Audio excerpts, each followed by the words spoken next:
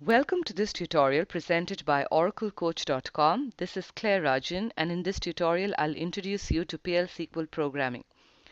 PL SQL is the programming language extension to SQL. It allows you to write programs in Oracle. In this tutorial, I'll give you an idea about what a program is and what the structure of a typical PL SQL program would look like. We begin by defining some of the most basic things about PL SQL. It is a programming language that allows you to write high-level computer instructions to accomplish a given task. PL SQL stands for Programming Language Extension to SQL. It is an Oracle proprietary language and can be found in many Oracle products. If you are going to program Oracle tools and products, it is essential that you have a grasp on PL SQL. A program that is written in PL SQL has a predefined structure. Here is an example of a task to be accomplished. Let's say you want to add two numbers and display the result on the screen. The task can be broken down into a series of steps that I have mentioned on the slide. We begin with identifying the first number. This is then followed by identifying the second number. You then identify how you want to store the result of the addition, so you create a store or a container for the result. This is identified by a name result. We then add the two numbers by performing the addition operation. The result of the addition is then put into result.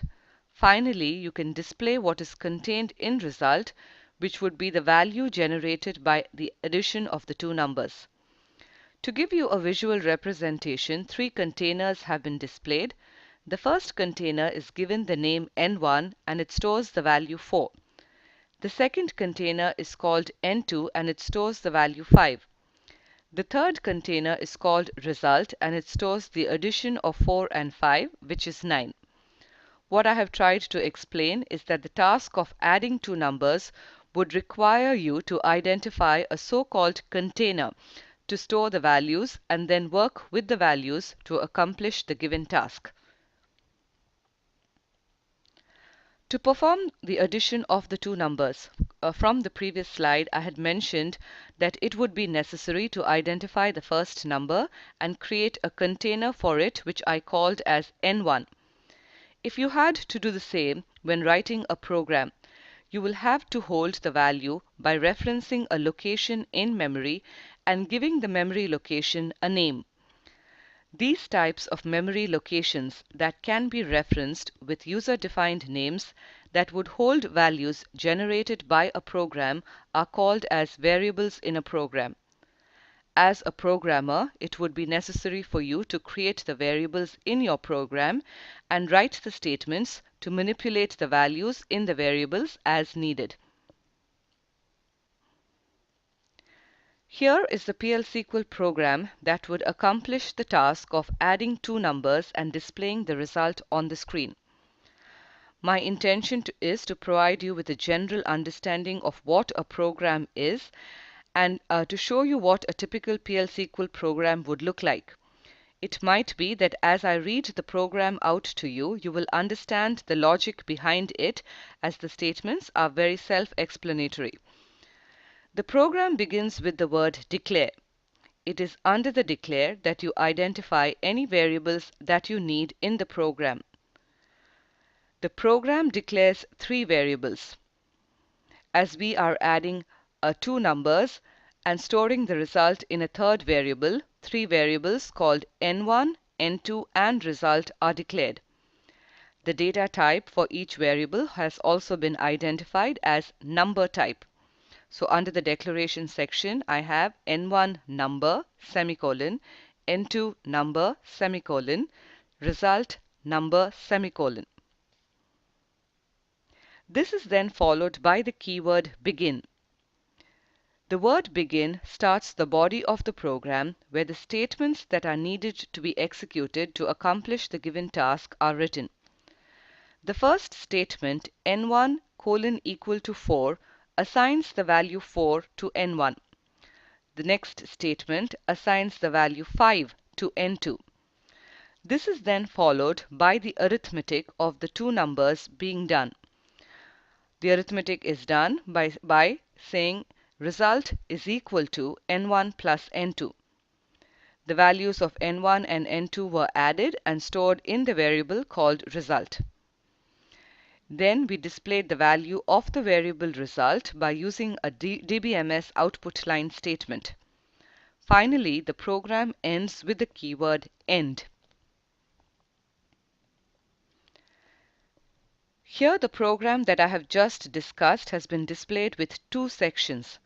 The first section is everything between the words declare and begin.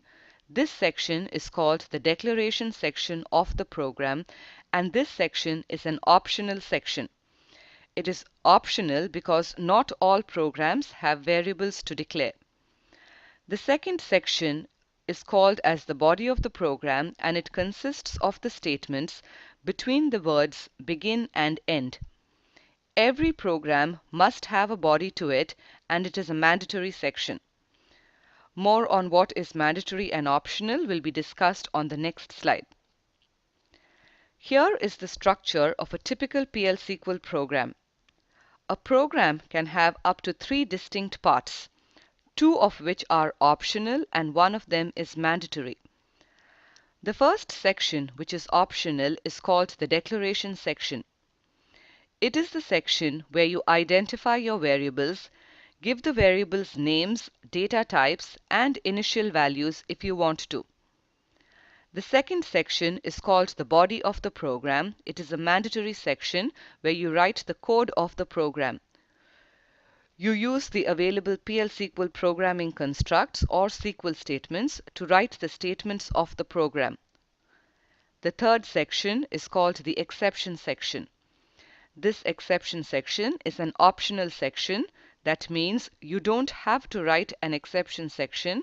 However, it serves a very important task of error handling. If you are aware of certain types of errors occurring in your program, you might want to include the exception section to ensure completeness and proper execution of the program. On this slide, you're looking at 3 different examples. These programs are not attempting to teach you how to write PL SQL statements, but to show you examples of the optional and mandatory sections of a PL SQL program.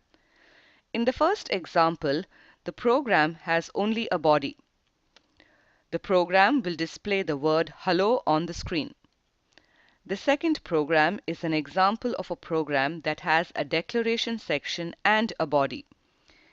In the example, you're declaring a variable called name that can hold character data in it.